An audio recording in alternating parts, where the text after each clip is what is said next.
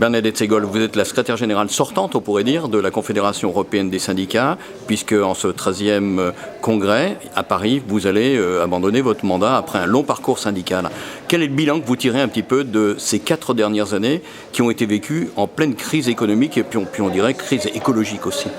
Oui, mon bilan est de dire que dans une période aussi difficile, la CES a été quasiment la seule organisation européenne groupant tous les pays européens à d'une seule voix condamner les politiques d'austérité, demander un plan d'investissement, à mettre sur pied une proposition de contrat social sur l'Europe, c'est-à-dire d'avoir notre vision unie sur l'Europe. Et ça, je crois que c'est un grand succès, même s'il y a encore beaucoup de choses à faire. Cette unité de l'organisation, d'une organisation démocratique, d'une organisation représentative dans sa vision de l'Europe et dans ses demandes, est, je crois, très très importante.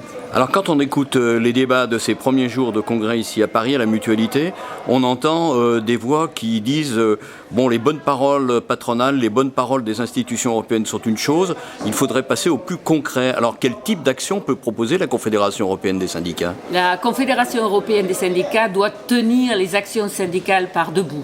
La première, ce sont les manifestations beaucoup plus visibles que nous pouvons avoir du style de Euro-manifestation, mais la deuxième, c'est aussi ce que nous devons faire, c'est-à-dire parler aux dirigeants, voire négocier pour leur faire comprendre et accepter notre point de vue. Et je crois que ces deux éléments de l'action de la Confédération européenne des syndicats doivent être renforcés et poursuivis. Ultime question, quand des salariés dans les entreprises, qu'elles soient publiques ou privées, disent finalement l'Europe nous a abandonnés, le marché libre circule, mais on ne parle jamais des salariés, des travailleurs, ça n'avance pas.